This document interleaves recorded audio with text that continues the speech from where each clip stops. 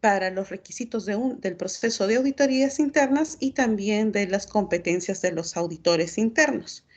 Entonces, cuando hablamos de esta familia ISO 9000, sí, hay otras normas también de apoyo, pero estas son, digamos, las directamente relacionadas. Entendemos entonces que la ISO 9001 es la única norma certificable. Ustedes van a ver ISO 9004, ISO 9000, otras normas, pero generalmente las que terminan en 01, 9001, 14001, perdón, adelante la diapositiva, son las que son certificables. Las otras no son certificables. Por ejemplo, tenemos una norma llamada la ISO 26000, que nos habla del sistema de gestión de responsabilidad social. Esa norma, por ejemplo, no es certificable, pero tiene muy buenas prácticas. Entonces, para conocer en síntesis de qué trata la ISO 9001 y por qué se dice que es una norma de mejora, es porque establece una serie de requisitos que las organizaciones, sean de gestión privada o pública, pueden ser empresas con fines lucrativos, como no, sin fines de lucro, deben identificar y cumplir para asegurar la mejora continua. Ahora, estos requisitos de la norma buscan mejorar atacar enfermedades comunes y repetitivas en las organizaciones. Entonces, dada la experiencia de ISO, recuerden que participan 150 países. El tema es de que a veces nosotros podemos ser 10 en una oficina y no nos ponemos de acuerdo hablando el mismo idioma, teniendo opiniones similares. Imagínense ponerse de acuerdo 150 países donde cada país va con equipos de normalización muy fuerte.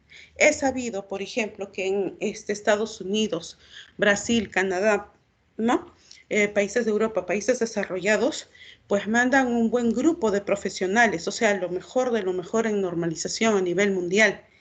Y ponerse de acuerdo con idiomas diferentes, culturas diferentes, percepciones diferentes, es complicado. Imagínense para sacar una norma de este tipo. Entonces se dice siempre que este es el mejor hacer en función a la experiencia internacional. Cabe mencionar también de que para que se apruebe una norma ISO, no es que la mayoría de los profesionales o de los expertos técnicos estén de acuerdo. ¿Ya? La aprobación, la actualización de una norma generalmente tiene un promedio de 7 años y se prevé, por ejemplo, que la versión 2015 debe durar 10 años. ¿Pero por qué? Porque pasa un proceso de revisión continua y para que una norma sea actualizada tiene que estar de acuerdo el 75% de los asistentes, de los comités que participan. Si es menor ese número, simplemente no se aprueba y no pasa a la siguiente versión. Bien. ¿Qué más sobre la ISO 9001 en la versión 2015? Cuando hablamos de procesos como un requisito estructural para la implementación del sistema de gestión de calidad, tenemos que pensar también en el ciclo de mejora continua, que es el ciclo PHBA. Entonces, si podemos resumir la norma, podemos decir que el círculo que incorpora el PHBA de la institución, de la organización, sigue el ciclo de Deming, de mejora continua, ¿no? Hay unos requisitos que nos hablan de la planificación, unos requisitos que nos hablan del soporte y operación, otros requisitos que nos hablan de la evaluación del desempeño y el de mejora continua. Pero el eje ahora es un requisito, que es el liderazgo. Antes era un principio de calidad en la versión 2008, ahora no, es un requisito y es el eje de todo. Por fuera de este círculo vemos a la izquierda de que tenemos 3 entradas, 3 grandes insumos. La organización y su contexto, que se redacta en el capítulo 4, los requisitos de los clientes, pero en este caso los clientes se ve desde los usuarios, las partes interesadas y las necesidades y expectativas también de estas partes interesadas. Las salidas después de trabajar nuestro PHBA organizacional y como proceso son la satisfacción de nuestros clientes, los resultados del sistema de gestión de calidad y, bueno, la mejora en los productos o servicios que ofrecemos, ¿no? este es el esquema, digamos, el resumen de todo lo que es la norma ISO 9001 en la versión 2015. Bien. Hablamos de los procesos. Cuando nosotros analizamos los procesos, nos entendemos por procesos según la norma ISO 9000 y también con la norma técnica 018, perdón, no lo puse acá, la norma técnica emitida por la Secretaría de Gestión Pública de la PCM. Los conceptos son similares. Nos dice que es un conjunto de actividades que hacemos cuando un proveedor nos suministra recursos. Estos son unas entradas y esto lo transformamos en resultados, unas salidas para los clientes. Entonces, desde el punto de vista de la norma, nos damos cuenta que hay una caracterización de proceso que en gestión pública se conoce a través de los diagramas IPOC, ¿no? Porque nos dice de que hay unos proveedores que nos suministran unas entradas, unos insumos, y con esto realizamos nuestro ciclo en el proceso, el PHBA. Y estas salidas van a las partes interesadas o clientes. Se dice también que cuando un cliente reclama, se queja, hace una sugerencia, nos ahorra en estudios de investigación de mercado porque nos está retroalimentando que tenemos una oportunidad para mejorar o muchas oportunidades para mejorar. Simplemente ¿por qué? Porque al hacer este análisis nos damos cuenta de que muchas veces los resultados que esperamos no cumplen las expectativas por tres motivos. La gente no sabe, la gente no puede y la gente no quiere.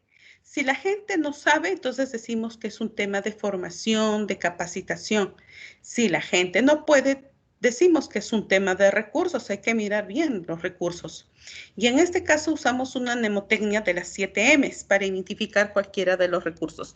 Hay una teoría de las 9 M's, hay otra teoría de las 5 M's, pero lo importante de esta analogía es identificar que dentro de los recursos vamos a considerar siempre la mano de obra, es decir, el personal que va a estar involucrado dentro del proceso de los procesos, los materiales, los métodos, generalmente sinónimo de instrumentos de gestión, ¿no? Procedimientos manuales, planes.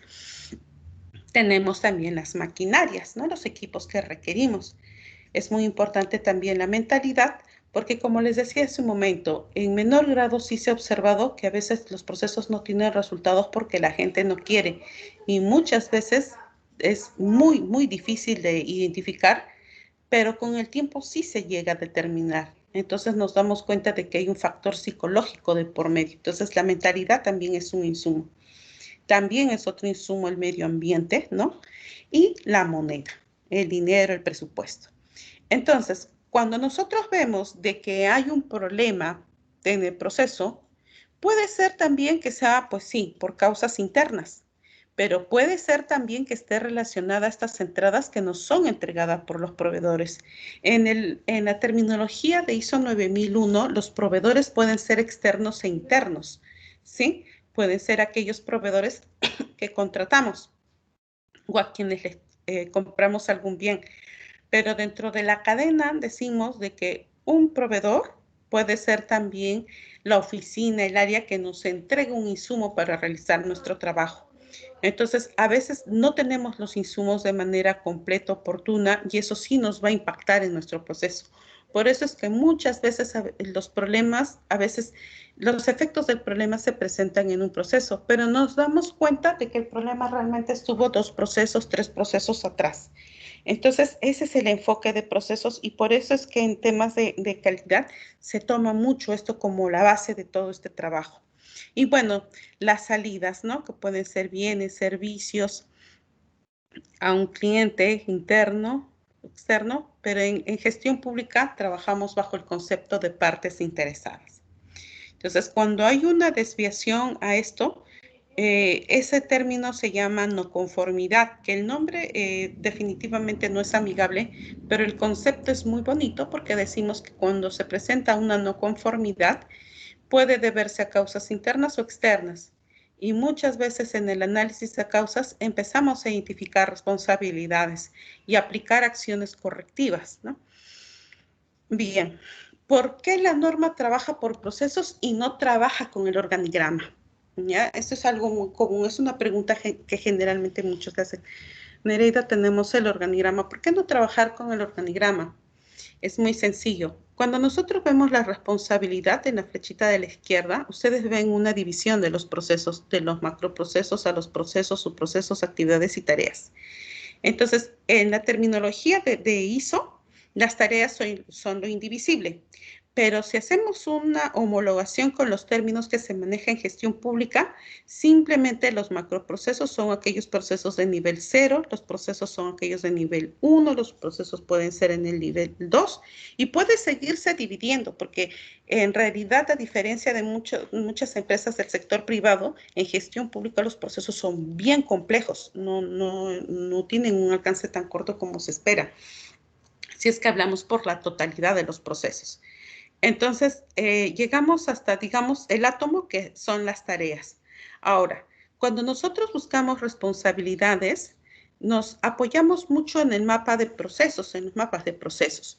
Entonces, vemos acá, por ejemplo, en el cuadrito arriba, tal vez no se ve bien, que tenemos, de acuerdo a la cadena de valor de Porter, procesos que son gerenciales o estratégicos. Los del medio, aunque no se distinguen muy bien, son procesos de la cadena de valor, también llamados misionales. ¿Por qué? Porque nos diferencian de otras instituciones, de otras organizaciones. Es decir, que aquí está la columna vertebral de lo que realizamos.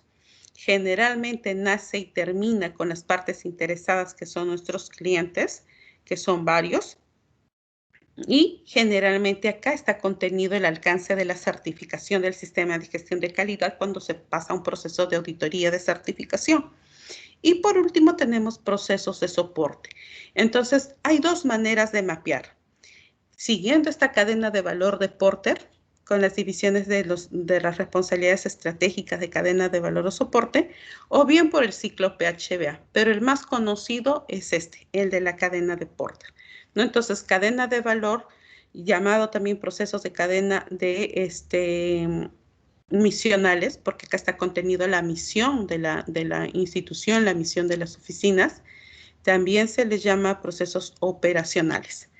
Entonces, cuando hablamos de responsabilidad, al discriminar estos procesos de mayor a menor nivel, lo que buscamos identificar son las responsabilidades, es decir, que se tengan claro las acciones, qué se hace, por qué se hace, cuáles son las consecuencias de no hacerlo de manera adecuada, correcta o indicada, ¿no? Mientras que la autoridad está más ligado al tema de las decisiones. ¿Quién decide y qué decide? ¿Quién y qué recursos se asignan? Entonces son dos conceptos complementarios. Por eso es que cuando trabajamos estos temas de calidad, tomamos los procesos como primer insumo para esta implementación. ¿Qué más? Este es nuestro mapa de procesos de la UMC. Como ustedes saben, nosotros nos dedicamos a ver el tema de las evaluaciones de logros de aprendizaje, cuyo resultado final se va a quién, a la ciudadanía, ¿no? O sea, ahí tenemos múltiples partes interesadas. Entonces, tenemos procesos direccionales, estratégicos, que está dado desde la jefatura, desde la gestión jefatural y la gestión de planificación y presupuesto, ¿no? Si podemos decir, denominarlo en un gran bloque. ¿Por qué le llamamos gestión? Porque en ISO, el sinónimo de gestión se toma como PHBA, planificar, hacer, verificar y actuar para la mejora, que es el ciclo de Deming. Entonces, por eso es que generalmente, ¿no? Cuando alguien nos habla gestión, automáticamente nosotros tomamos como sinónimo de PHBA. Entonces, pero a la luz ahora de los procesos de la cadena de valor misionales u operacionales, nos damos cuenta, ¿sí?, de que esto se determina en función de unos requisitos que se dan por la propia entidad del Minedu, que puede estar en el PELA, PEI o POI o cualquier otro instrumento. También puede estar dado por el mismo contexto, ¿no? Porque hay una variable externa, una variable política, por ejemplo. Y también hay otros insumos que vienen de las partes interesadas, que son los actores. Y en el caso, por ejemplo, de OMC, nosotros tenemos múltiples actores. Está desde el mismo Minedu, está desde el mismo, por ejemplo, los organismos internacionales como la OCDE, ¿no?, que son los que nos permiten, bueno, con quienes coordinamos para hacer las evaluaciones PISA. Entonces tenemos ahí una serie de actores que están involucrados y que conocemos como partes interesadas. ¿Qué más? Nosotros para tener el producto, los resultados de logros de aprendizaje, tenemos unos macroprocesos o procesos, digamos, de nivel 1, ¿no? ¿Por qué? El primero es el diseño y desarrollo. Nosotros, si bien los resultados de logros de aprendizaje son consecuencia de trabajar todo lo que son las evaluaciones definitivas, tenemos como un prerequisito hacer evaluaciones pilotos. Entonces, esa gran caja amarilla básicamente trata de eso, porque con esos resultados, nosotros, siguiendo el esquema del PHBA, planificamos estas evaluaciones, las implementamos, hacemos un procesamiento y análisis de los resultados y hacemos difusión y asistencia técnica, uso de resultados, ¿no? De logros de aprendizaje. Y transversalmente siempre tenemos un seguimiento y medición. Dentro de los procesos de apoyo que se parecen mucho a los nombres de las oficinas, tenemos una coordinación logística, o sea, al interior, que es, digamos, el proceso intermedio entre las necesidades logísticas que identificamos dentro del OMC y que luego se derivan al departamento del mismo nombre.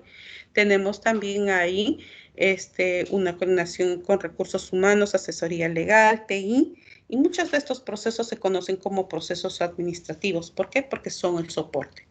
En función a estos resultados de la cadena de valor, nosotros retroalimentamos a las partes interesadas, que son muchos, los estudiantes, padres de familia, los docentes, los directores, Minedu y sus diversas oficinas, tenemos a la OCDE, tenemos, o sea, múltiples partes interesadas. Y una parte interesada que es crucial es la ciudadanía, ¿no? ¿Por qué? Porque de una u otra manera, gestión pública pues está orientado al servicio, ¿no? La vocación de servicio, y en este caso relacionado al tema de educación es ver, ¿no? O sea, hacer de conocimiento, entregar la información sobre cómo van los estudiantes, ¿no? De educación básica regular en primaria y secundaria. Entonces, este es nuestro mapa de procesos y de acá de lo macro empezamos a trabajar el detallamiento, que son los niveles en que se descomponen, y donde a través de estos empezamos a mirar requisitos, ¿no? Que son los que en este momento voy a exponer. Entonces, voy a... perdón, un segundo, discúlpeme, voy a colocar el cargador, perdone.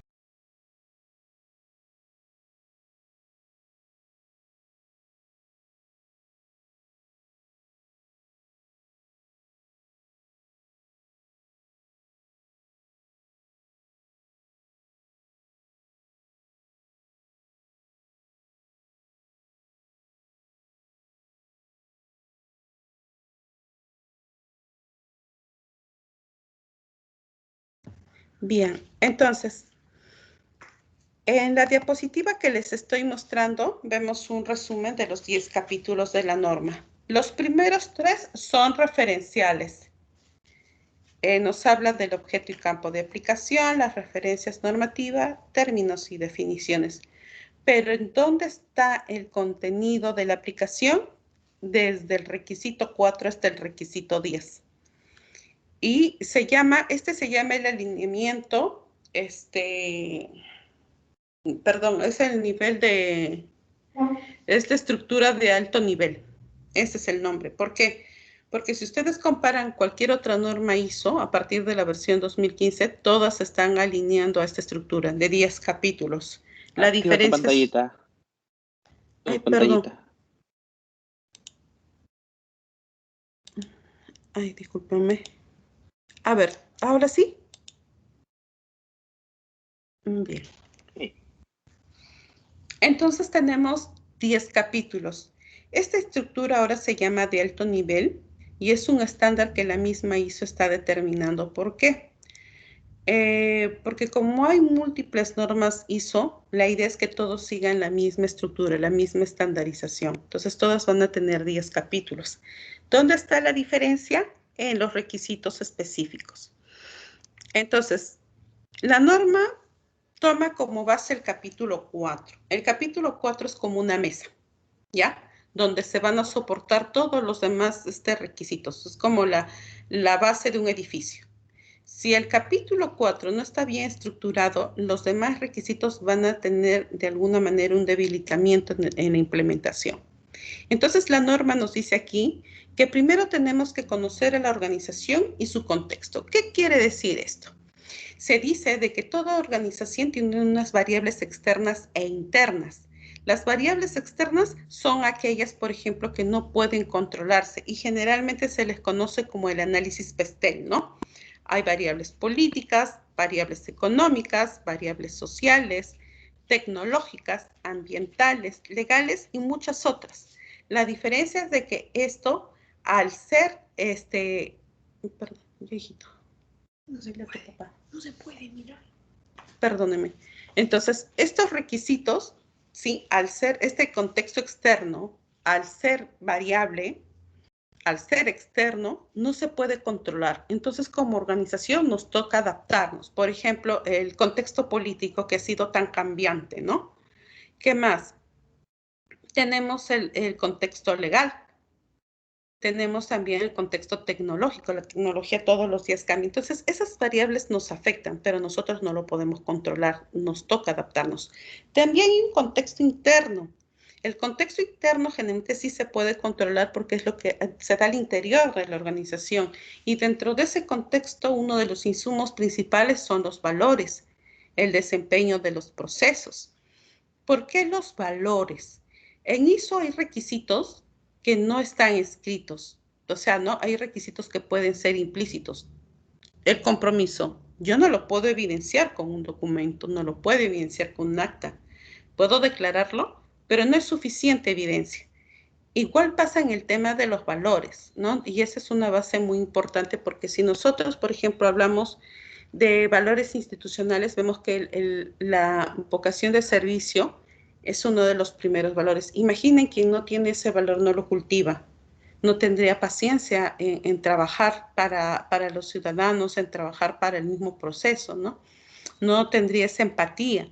Entonces, ese es el contexto interno. Generalmente estas variables sí pueden ser controladas y ese es el requisito 4.1.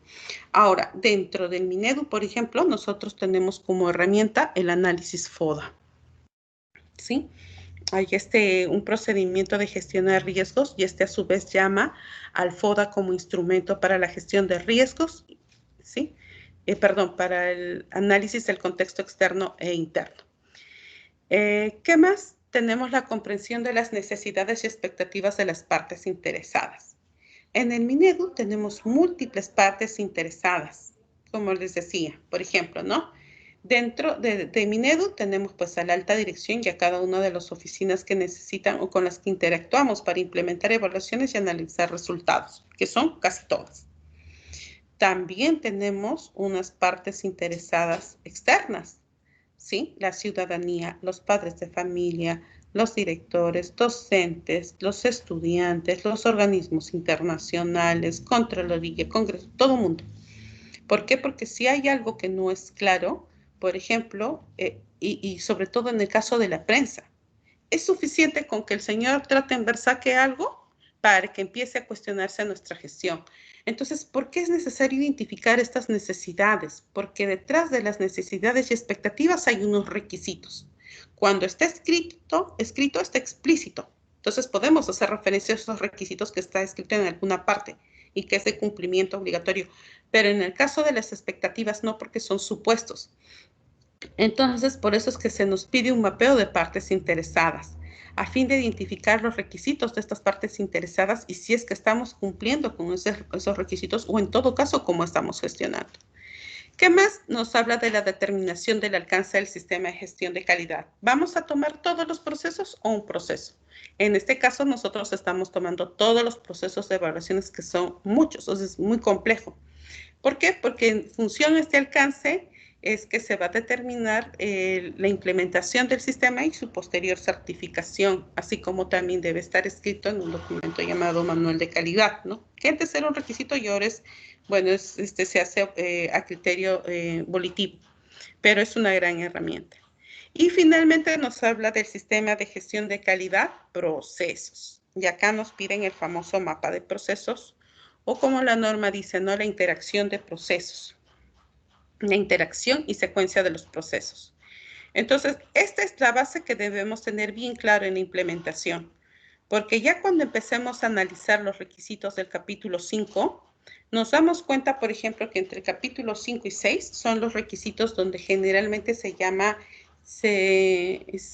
analiza mucho con alta dirección, ¿no? O sea, el liderazgo y compromiso. Se dice que en un sistema de gestión de calidad debe primar el liderazgo como un requisito. Les hablaba del eje, ¿no? De todos los otros circulitos que estaban ahí en función del liderazgo. ¿Por qué?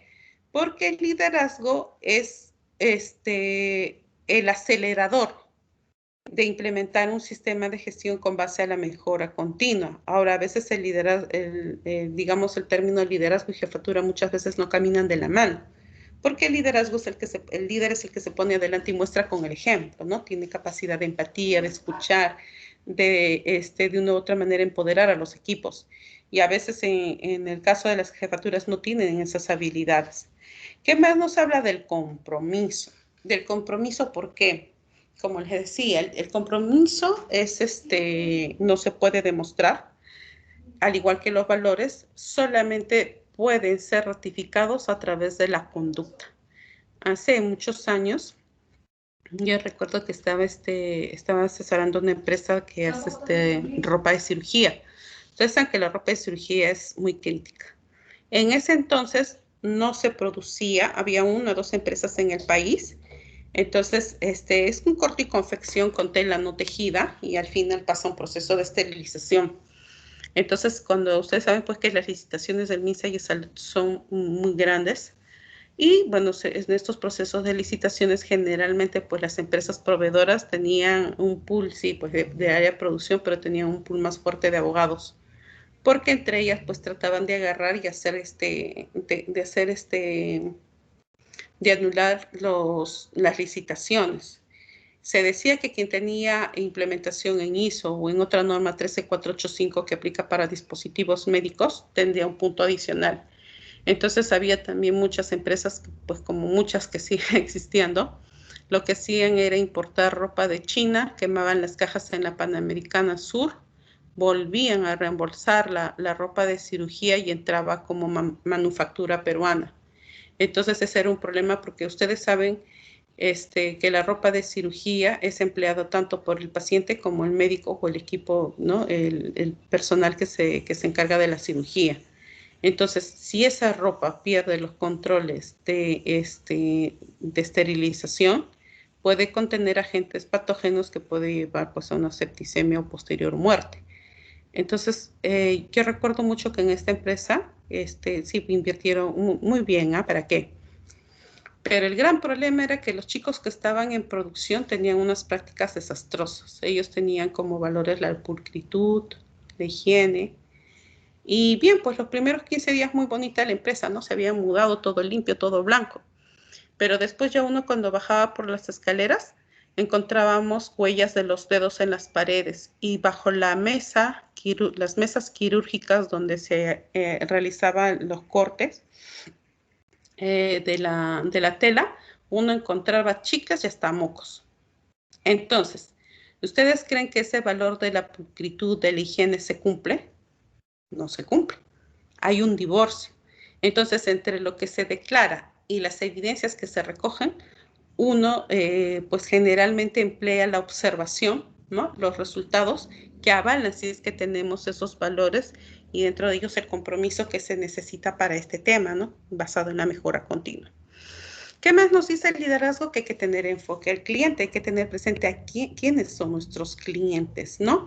Y bajo ese enfoque de nuestros clientes, tanto los externos e internos, porque el resultado de nuestro trabajo, en realidad la calidad del resultado de nuestro trabajo debe ser avalado por quien lo recibe. Sería de alguna manera absurdo decir de mi parte que esta charla cumple los requisitos de calidad, porque yo no puedo ser juez y parte. Los que dirán si es que esta charla cumple con esos requisitos son ustedes, ¿no? Que son clientes de esta charla. Entonces, eso nos dice ese requisito. ¿Qué más nos habla de la política de calidad? La política de calidad es una promesa de amor que se hace y tiene una serie de requisitos. Primero, decir a qué nos dedicamos, ¿no? Segundo, tiene que ser el marco de referencia para los objetivos, es decir, no solamente aquellos que están alineados a la estrategia, ¿ya? Llámese al PI, al POI, no, también aquellos que están relacionados a la operación y aquellos que son obviamente importantes para la toma de decisiones. Entonces, la política de calidad, además de esto, debe hablar de la mejora continua, debe hablar del cumplimiento de requisitos, pero por cada párrafo que nosotros aseveremos, ¿no? Lo registremos y lo publiquemos, quiere decir que ahí debe haber un objetivo o una serie de objetivos desde los generales específicos con unos indicadores, unas metas, sí, unos resultados, unos responsables que den fe de que esta política de calidad realmente es aplicable, porque si no pasaría a ser una promesa más. ¿Qué más nos dice la norma? Roles, responsabilidades y autoridades en la organización. Responsabilidad y autoridad, ya saben que hay una diferencia, ¿no? Las responsabilidades van a las acciones y pues la autoridad está dirigida a las decisiones, ¿no? En el caso de roles, generalmente esta definición ha salido ahora en la versión 2015 para calidad. Se dice que son aquellos trabajos adicionales que nos dan, que muchas veces no está escrito, pero que igual lleva responsabilidad. Muchas veces sucede que dentro de un proceso, las responsabilidades al ser analizadas de manera detallada, vemos que hay alguien que elabora, ¿no? O alguien que ejecuta, alguien que hace el seguimiento, alguien que revisa, alguien que verifica, alguien que aprueba. Generalmente el que aprueba es el jefe. Entonces eso le da cierto principio de imparcialidad al trabajo. Pero imagínense que en un proceso uno elabore, uno revise o uno apruebe. Seríamos juez y parte. Entonces, bajo esa perspectiva, también muchas veces al ser el personal insuficiente, por N razones, tenemos que adaptar roles, ¿sí? Por ejemplo, ¿cuál es el caso más visible? Cuando formamos un comité, ¿no? ¿Por qué? Porque ejercemos un rol adicional al trabajo. Entonces, ese es el capítulo 5.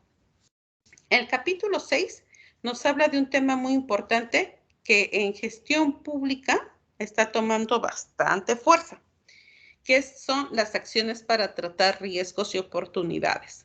La norma nos dice, con base al contexto externo e interno y con base a las necesidades y expectativas de las partes interesadas, identifiquen sus riesgos y oportunidades. Y obviamente que cuando hablamos de entorno interno, ahí están los procesos. Ahora, nos dice también que el riesgo es la incertidumbre de que algo suceda. Si este riesgo es negativo, se sigue con el nombre de riesgo, pero si es algo positivo, se llama oportunidades. Ahora también hay un tema, una amiga también me comentó hace poco, y ahí justo Alex va con nuestro trabajo, de que ella también este control interno le había pedido mapear sus riesgos. Entonces, cuando nosotros hablamos de riesgos, tenemos riesgos de todo tipo, ni siempre hay una clasificación. Por lo tanto, estas matrices de riesgos vienen a ser información importantísima. ¿Por qué? Porque ahí establecemos los controles y las acciones para minimizar, atenuar, transferir. Pocas veces se puede eliminar los riesgos, ¿no? Perdón. ¿Qué más nos habla la norma de los objetivos y la planificación para lograr? Este requisito de objetivos está alineado con la política. Perdón, los objetivos es una intención. Son intenciones, perdón. No es un deseo que uno quiere alcanzar. Pero si eso no tiene, como les decía hace un momento, una meta, un plazo, un responsable, perdón, difícilmente vamos a tener resultados objetivos. Perdón, un ratito, por favor.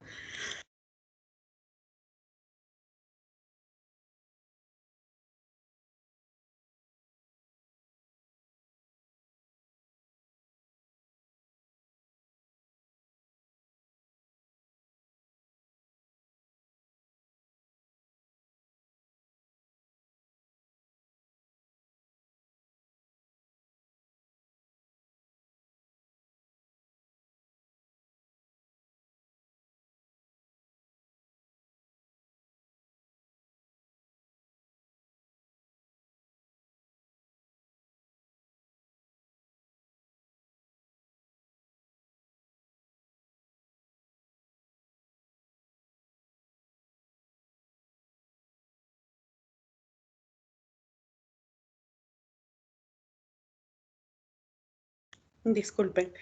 Bien, entonces, esos son los objetivos y la planificación para lograr estos objetivos.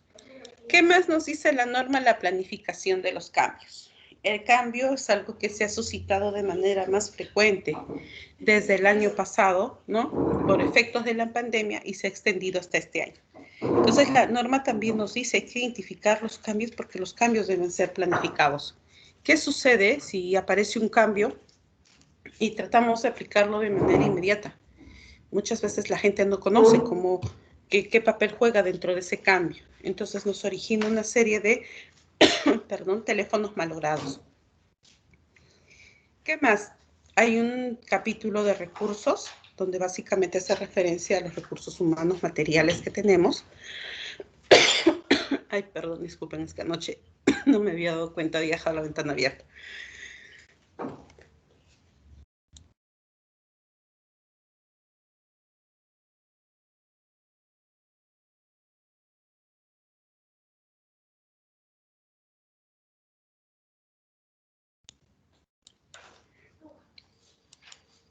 Perdón. Entonces, en el tema de los recursos, hablamos de las personas, de la infraestructura, de las materias primas.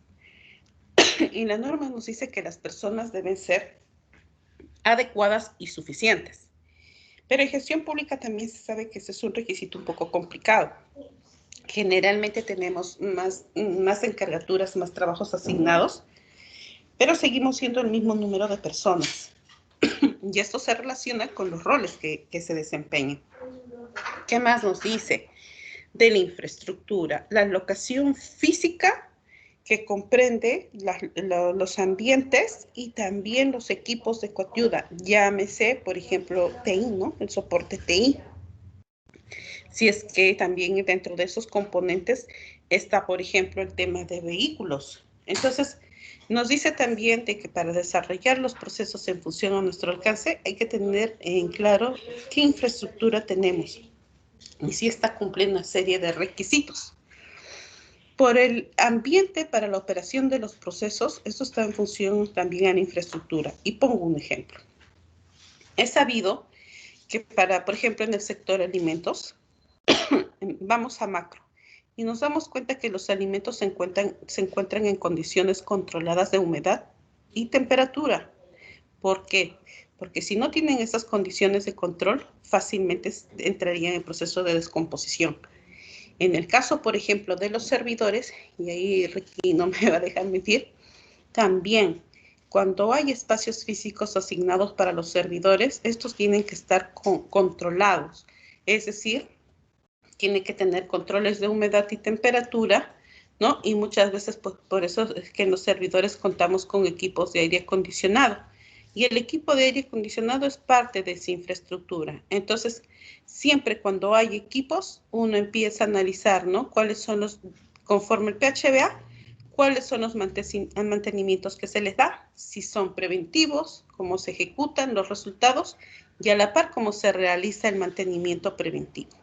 Ahora, otro ejemplo de ambiente para la operación de los procesos son los archivos. Nosotros en gestión pública tenemos archivos pasivos y muchas veces estos documentos pues datan de muchos años.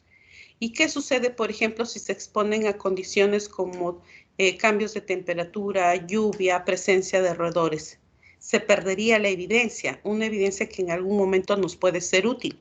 Y en ese caso, en gestión pública, también por eso es que el Sistema Nacional de Archivos, para todo lo que son archivos físicos, establece una serie de disposiciones y de cuánto tiempo entre ellos debe estar preservado, ¿no? Algunos son de por vida.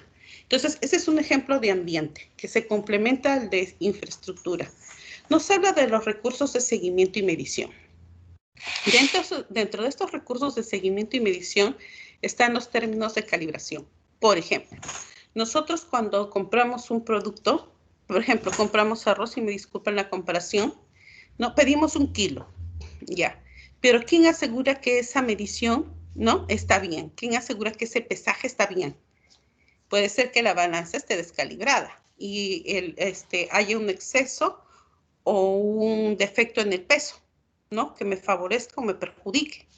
o de manera análoga con el vendedor. Entonces, aquí se maneja el término de calibración y para ello es que muchas veces para ciertos equipos se piden certificados de calibración, de preferencia avalados por laboratorios acreditados ante INACAL. No, en nuestro caso, por ejemplo, aunque es un proceso que se maneja por un tercero, igual tenemos el control en el despacho de las cajas con los instrumentos, ¿no? En las evaluaciones presenciales.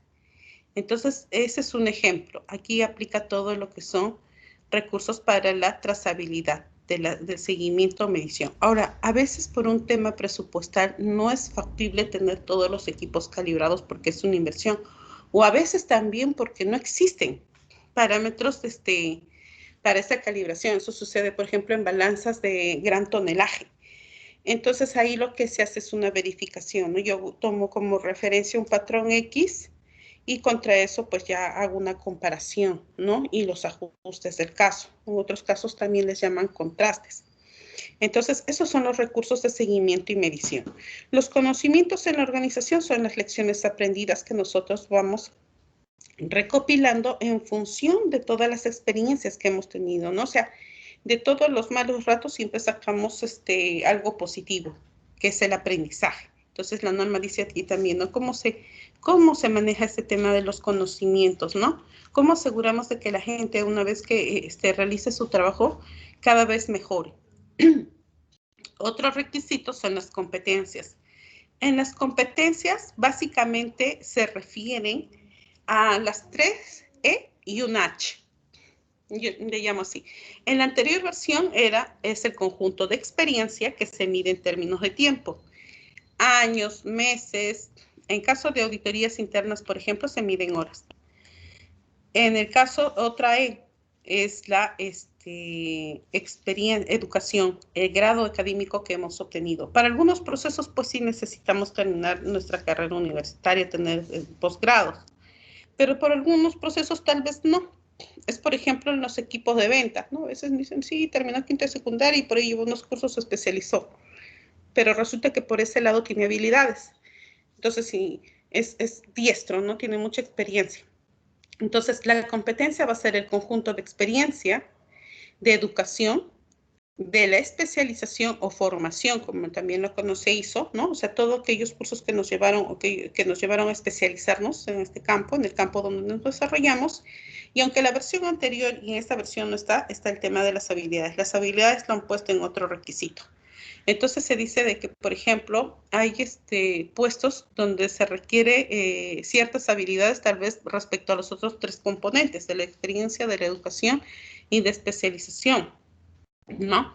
Por ejemplo, los laboratoristas, ¿no? Ellos tienen que tener unas habilidades, unas destrezas, pues orientadas más bien a eso, ¿no? A hacer a tener ciertas cualidades de ser inquisitivo, de ser muy analítico, ¿no? En cambio, una persona dedicada a ventas, no, pues, ¿no? Lo que tiene que tener son habilidades blandas, esas habilidades sociales. Como decía, una vez me dijeron, ¿no? O sea, un buen vendedor es aquel que le puede vender al diablo si lo encuentra. Y hay vendedores porque cuando uno habla da miedo, tiene una capacidad de convencimiento. Entonces, esa es la competencia, el conjunto de educación, experiencia, especialización o formación y habilidades. Otro requisito es la toma de conciencia. ¿Cómo estamos tomando toma de conciencia con los requisitos de la norma? Conociendo, pues, esta norma, ¿no? La comunicación también, ¿no? Los canales de comunicación, o sea, los tipos de comunicación que tenemos. Muchas veces sucede, y no sé si tal vez en algún momento nos ha pasado, les decía que a veces hablando el mismo idioma no nos entendemos o interpretamos, somos muchos, muy a veces proclives para interpretar. Entonces sucede de que yo dije algo, pero mi interlocutor entendió otra cosa. Y resulta que cuando se van a pedir resultados o rendir cuentas, dicen, no, pero tú no me dijiste eso, sí, quedamos en esto, no, pero yo te entendí esto. Entonces, al no haber una evidencia como un correo o algo que ratifique, pues difícilmente se va a dar la razón una y otra parte, ¿no? Siempre va a quedar una duda qué pasó. Y esto es más grave todavía porque cuando las comunicaciones son muy informales dentro de una organización se originan lo que son los rumores, que eso también maltrata el clima organizacional. Después hay otro requisito que se llama información documentada. ¿Qué es la información documentada? La metodología que tenemos para elaborar nuestros procedimientos, nuestros manuales. ¿Qué más? La norma nos dice que la información tiene que estar identificada, sea por un nombre, por un código. Tiene que actualizarse. En el caso de las evidencias, pues tiene que preservarse por un tiempo determinado y cuidar las condiciones de esta preservación. Entonces, cuando nosotros hablamos de información documentada, tenemos aquella que es física y digital. Si es física, tendrá un camino, y si es digital también, ¿no? Aquí entra TI. Entonces nos dicen, por ejemplo, cómo accesamos, de que alguien no vulnere el sistema de seguridad e ingrese y pues tenga acceso a una información que no le compete.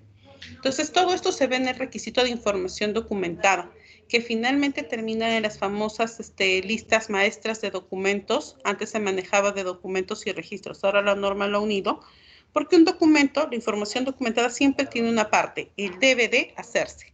El debe, básicamente, es el mejor conocimiento, el mejor hacer de un proceso que debe estar en el procedimiento, en el manual, en la directiva. Mientras que los registros son las evidencias que respaldan a lo que los procedimientos o estos debes indican.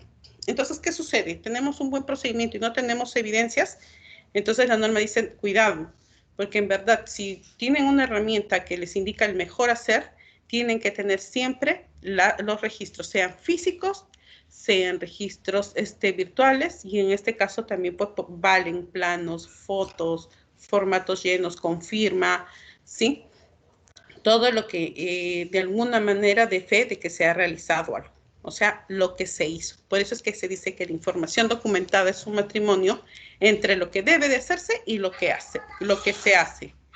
Por otro lado, también tenemos los requisitos de capítulo 8, operación. La operación está dirigida ya más a la producción, ¿no? A los procesos productivos. Y en el caso de servicios, pues también, ¿no? Porque nosotros también producimos. Bien, acá nos habla de la planificación y control operacional. En pocas palabras, de cómo estamos planificando y conforme a la planificación del servicio, cómo vamos haciendo nuestros controles de calidad. Entonces, cuando hablamos de planificación y control operacional, nos dice que en función de los procesos productivos, entre comillas, tenemos que ir determinando los recursos que vamos a emplear y los controles de calidad que vamos a aplicar. Es más, hasta el aseguramiento de calidad. Hay 3 términos que se trabajan en ISO, que es el control de calidad, es decir si algo está conforme o no está conforme. El aseguramiento de calidad, que es básicamente decir, por ejemplo, si es que ante la identificación de un potencial producto no conforme, ¿cómo vamos a hacer para levantar esa no conformidad? ¿No? Ese es el aseguramiento de calidad. Y la gestión de calidad es vigilar el PHBA de todos los procesos de la organización. Después nos habla de los requisitos para los productos y servicios, y acá hay 2 tipos, los requisitos explícitos y los requisitos implícitos. Si hablamos por actores, nosotros, por ejemplo, en Minedu, tenemos una serie de requisitos, los legales o normativos, por ejemplo. ¿Por qué? Porque entre los requisitos normativos o legales, todos esos están explícitos. Y nosotros, hacer gestión pública, un organismo de gestión pública, estamos supeditados a ellos. ¿Qué más? Tenemos los requisitos de otros actores, por ejemplo, los organismos internacionales, ¿no? Y tenemos que, de una u otra manera, cumplir con esos requisitos que nos dan. Pero también tenemos otra categoría de requisitos, a la par de otros actores, que son los requisitos del mismo Minedu, ¿no? A veces hay algunos vacíos, no está claro el marco normativo legal, o tal vez no está escrito, pero hay unos requisitos del mismo Minedu.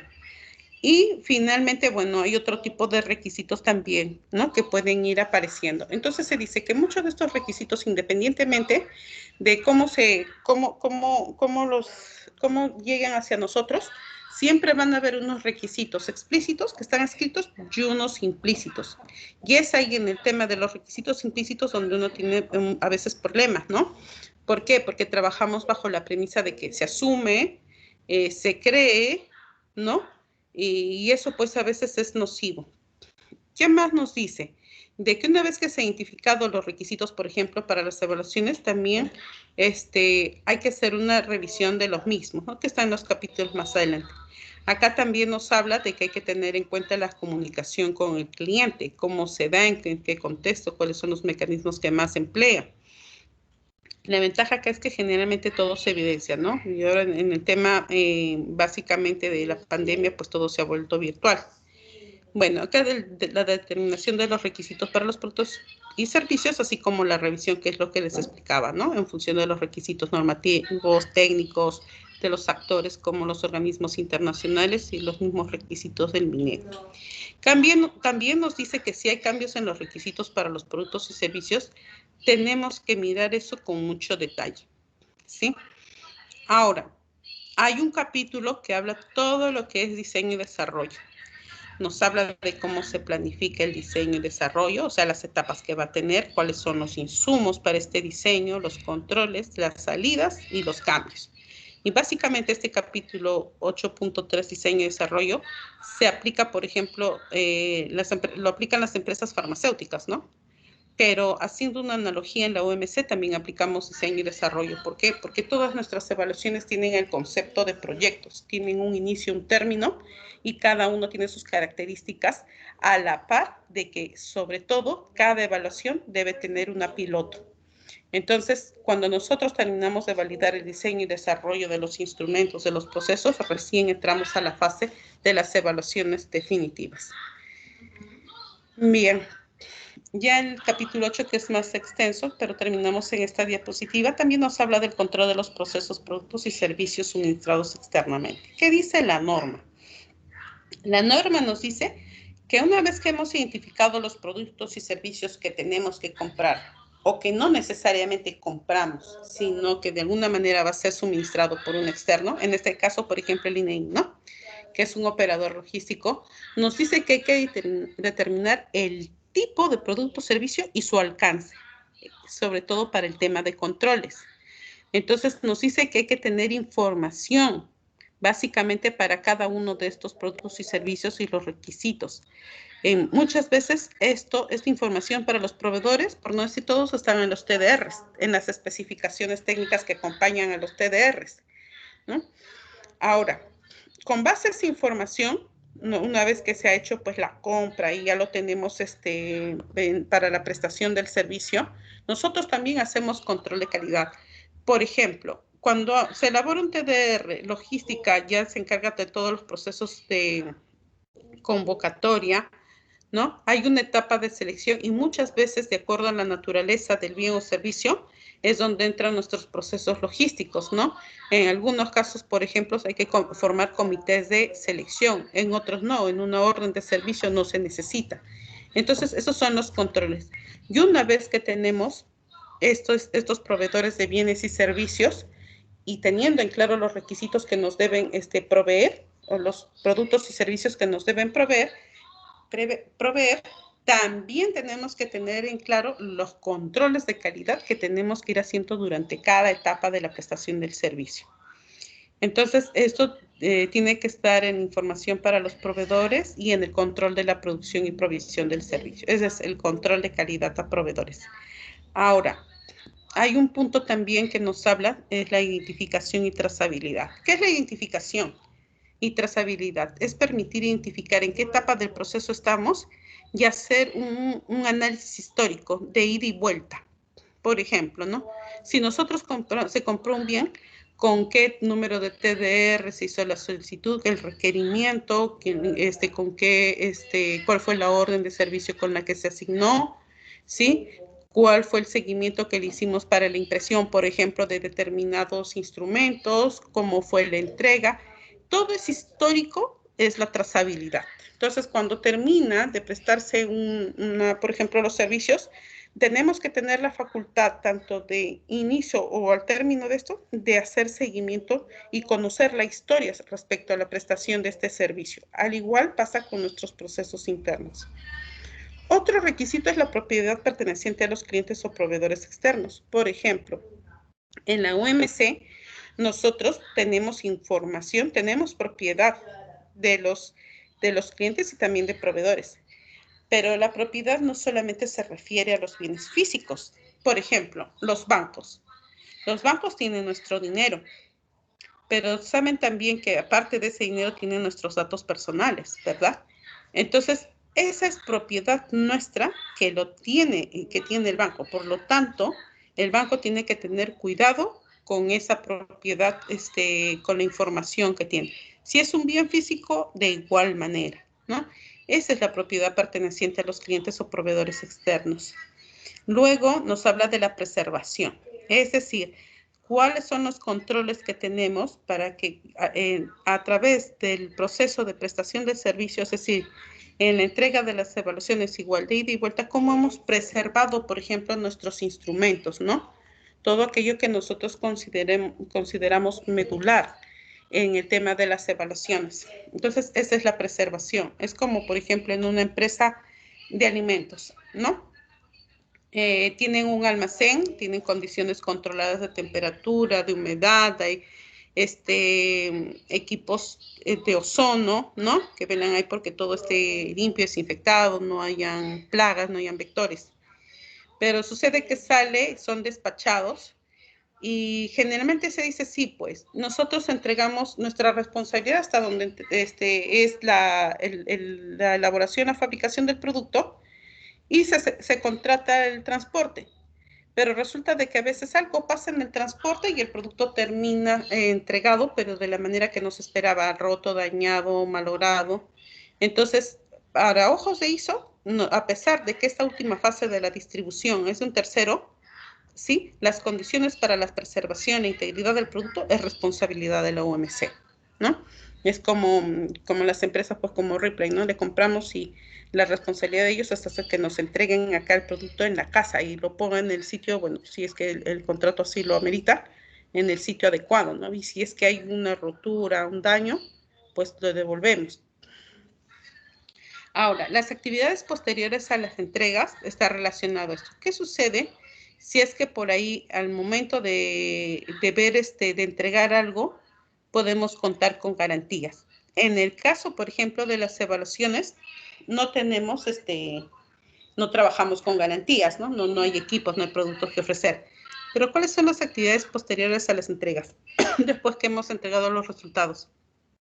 Probablemente es el manejo, el almacenamiento o eliminación de algunos instrumentos. Perdón. Entonces, esas son las actividades posteriores a las entregas y también tenemos que tener en claro este requisito. Nuevamente, control de los cambios. No sé si se ha suscitado algún cambio, cómo estamos gestionando este cambio, para que no perjudique al cliente o a nosotros. Luego, perdón, la liberación de los productos y servicios. También, se dice de que cuando nosotros entregamos los productos y servicios, en aquellas situaciones que identifiquemos como conformes, no hay problema. Pero ¿qué pasa si hay una no conformidad? ¿No? Al momento de la entrega de la información, por ejemplo, ¿no? De los resultados de una evaluación, ¿no? ¿En qué condiciones lo tenemos que hacer? Tiene que tener de por medio una aprobación de la alta dirección, podemos hacer entregas parciales de la información o hay información discrecional que no tenemos por qué hacerla de conocimiento público. Entonces hay que mirar esos procesos respecto a la liberación de estos productos y servicios, básicamente la información. También nos habla de que si hay algo que no cumplió, hay un incumplimiento, tenemos que controlar estas salidas no conformes. Una salida no conforme es cuando en alguna parte de nuestro proceso de la realización de las evaluaciones, sea diseño, planificación, implementación, procesamiento, análisis y difusión, hemos encontrado un incumplimiento.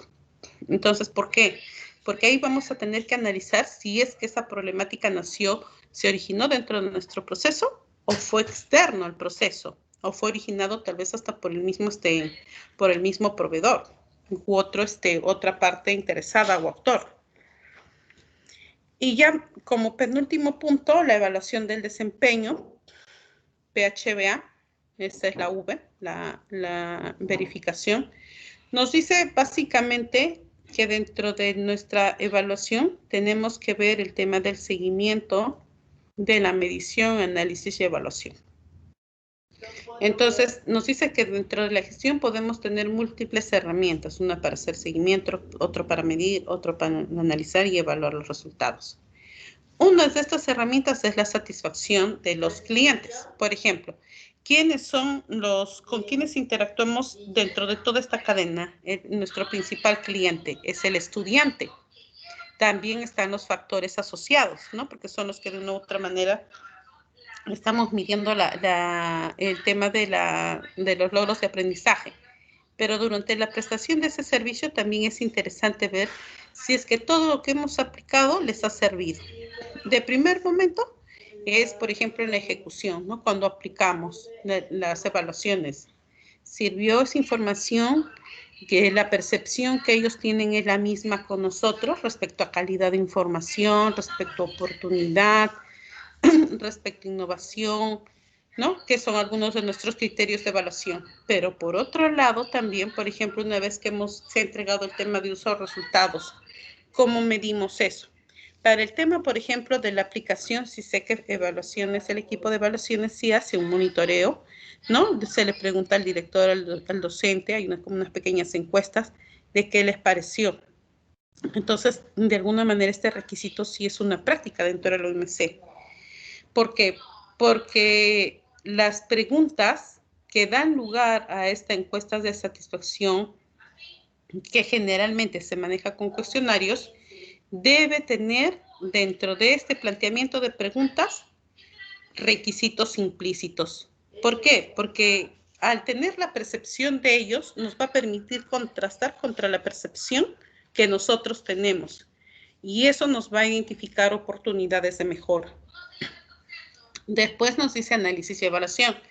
Básicamente, ¿qué estadística tenemos, ¿no? En función de los análisis de la data que vamos generando a raíz de los indicadores y cómo eso nos aporta para la mejora. Ahora, en el caso del requisito de análisis y evaluación cuenta mucho la estadística, ¿no? ¿Por qué? Porque nos permite comparar, nos permite evaluar tendencias en el tiempo y se soporta en los indicadores. Y en ISO hay dos tipos de indicadores, por ejemplo, que son los más conocidos. Los indicadores de seguimiento es como cuando nosotros vamos a pagar el recibo de los servicios de agua y luz. Sabemos que lo tenemos que hacer cada día 30. Pero ese es el de seguimiento, ¿ya? Cada 30. Pero ¿cuál es el de la mejora? Es que yo reduzca el consumo de agua o de luz. Entonces, en gestión pública hay muchos indicadores de seguimiento, pero también hay de mejora. Y muchas veces también es necesario plantear un indicador de seguimiento hasta que se tenga una data interesante y recién poderlo hacer comparativa. En esta data de mejora, lo que podemos comparar, ahí sí podemos establecer metas, ¿no? 100%, 80%. Pero en la de seguimiento generalmente no, porque solamente es la toma de foto, hasta que tengamos una data ya interesante. Otro proceso que se aplica es el de auditoría interna. Auditoría interna es un proceso sistémico donde terminada la implementación, pues se realiza una serie de entrevistas con todos los responsables de las oficinas o procesos y se toma de referencia esta norma y se ve cómo se está cumpliendo cada uno de estos puntos. Ahora, ahí, por ejemplo, también entra un equipo auditor, ¿no? Es decir, que de los profesionales que hay, se tienen que formar auditores internos. También se podrían contratar. Lo importante es que el auditor tiene que ser alguien imparcial del proceso que se está auditando y tiene que tener conocimientos de la norma y de la norma 19.011 que les comenté en un inicio. ¿Con qué finalidad? Pues avalar la eficacia del sistema de gestión y también porque es un requisito previo a la auditoría de certificación. Y la revisión por la dirección es ese proceso donde todos los dueños de procesos de la oficina entregamos un informe, ¿sí? Explicando las mejoras que estamos encontrando en función a lo que nos toca hacer. Esta revisión por la dirección, entre otros insumos, nos pide que haya análisis de indicadores, nos pide análisis de riesgos, nos pide en general el análisis de esos requisitos independientemente que apliquen a uno o varios procesos. Y esas son las entradas para la revisión por la dirección, la revisión de la política, el alineamiento con objetivos, el tema de indicadores, ¿sí? El tema de la percepción de las encuestas de satisfacción, el tema de ver si es que en los riesgos asociados a partes interesadas o del FODA hay riesgos que sean significativos, ¿no? Y los cambios también que se están dando y que a veces el cambio es tan dinámico que uno no puede actuar en el momento. Entonces, todas esas son entradas para la revisión por radiación y las salidas son las tomas de decisiones. Por último, hay un requisito de mejora donde dice, en función de todos los incumplimientos que ustedes han identificado, díganos qué correcciones están aplicando. ¿Sí? Es, por ejemplo, como el tema de, a ver, para tener en claro el concepto de no conformidad, de corrección y acción correctiva. Una no conformidad es un incumplimiento que debe tener un tratamiento. Un proveedor me trajo un bien que estaba mal, se lo devuelvo. Hay una devolución. Si es que por ahí hice algo y no estuvo bien, bueno, reprocesaré. Y así hay varias salidas. En otros casos voy a rechazar por completo y en otros casos voy a tener que aceptar con concesión. Ok, yo lo acepto, pero te penalizo. Entonces, esas son los tratamientos de las no conformidades, y esos tratamientos se llaman correcciones. ¿Pero qué se diferencia en una acción correctiva? Las correcciones son las medidas que se toman, son las medidas inmediatas para evitar de alguna manera atenuar el problema. ¿Ya? Es, por ejemplo, no sé, pues vulneraron la puerta de la casa. ¿Cuál va a ser la corrección en ese momento? No hay carpintero, no hay nadie, ok, no sé, pues pondré una cadena para evitar que alguien ingrese. Pero ¿cuál será la acción correctiva? Tal vez que al momento de agarrar e implementar una nueva puerta o arreglar, pues evalúe, ¿no? Que la vulnerabilidad de la puerta pues no solamente es cambiar de chapa a cerrojo, sino de implementar otras acciones. Tal vez adicionalmente ver de que el sistema no es seguro y complementarlo con cámaras de vigilancia o qué sé yo. Entonces, la corrección es inmediata, es apagar el incendio en el momento y las acciones correctivas se basan en el análisis de causa. ¿Por qué? Porque erradicadas las causas se supone que el problema no debe volver a aparecer. Ahora, si se aplica una acción correctiva y la causa se vuelve a aparecer una y otra vez, eso quiere decir que hemos aplicado correcciones y no acciones correctivas. Esa es la diferencia. Y por último, la mejora continua, ¿no? O sea, qué es lo que hemos ido mejorando de un periodo a otro y cómo esas mejoras se han ido aplicando en los procesos pertinentes. Finalmente, ¿por qué decimos que ISO 9001 tiene muchos beneficios en la implementación de la OMC? Primero, como nosotros tomamos información de los clientes y avalamos el estado de su percepción, nosotros podemos identificar mejoras, ¿sí? Con respecto a las expectativas de los estudiantes, de las familias, docentes, directores. Por un lado, también es el incremento de proyectos de la evaluación, ¿no? Hay una mayor cobertura de aplicación de las evaluaciones, dada que también nosotros tenemos toda una serie de evaluaciones que aplicamos. Otra mejora es básicamente que fomenta la mejora continua, que está dada por la optimización de los procesos de manera recurrente. Mejora continua es el resultado de seguir el ciclo PHBA. Cómo planificamos, cómo ejecutamos lo que hemos planificado. La verificación es el contraste de la ejecución del hacer contra la planificación y la mejora es con base a los resultados y se incluyen desviaciones, tomando esto como insumos para las acciones correctivas y mejora continua. También nos ayuda en el posicionamiento del sistema educativo. Por ejemplo, ¿no? Nosotros en gestión pública hay muchos detractores, sea en el ministerio donde se esté, sea en cualquier de los niveles, hay un tema siempre de cuestionamiento, ¿no? Se cuestiona lo que se hace y esto pues sí nos ayudaría, ¿por qué? Porque hacer una norma internacional, y recuerden que un certificado emitido contra esta norma es válido aquí y en cualquier parte del mundo. Entonces reforzaría mucho nuestro posicionamiento dentro del sistema educativo, ¿no? ¿Qué más? Y la optimización presupuestal. ¿Por qué? Porque al identificar procesos que pueden ser, que dar lugar a reprocesos o no tener en claro cómo está trabajando, a veces el tema, pues, económico se vuelve tan sensible que nos volvemos, o al menos no muestra la eficiencia que desearíamos que se muestre. Entonces hay un mayor uso eficiente de los recursos. Estos son los beneficios que nosotros tenemos cuando implementamos un sistema de ISO 9001 dentro de la OMC. Disculpen, he tratado de ser lo más sintética. Básicamente, esta es toda la presentación. No sé si está ahí, hay consultas, por favor.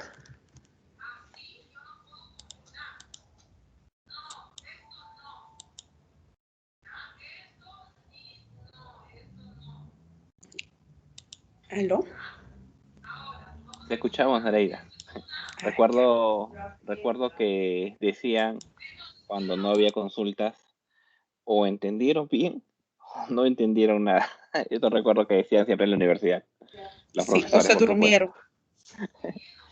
Ya, la gran mayoría de las personas que han asistido aquí son coordinadores administrativos o vinculadas a la ejecución del presupuesto de sus respectivas direcciones.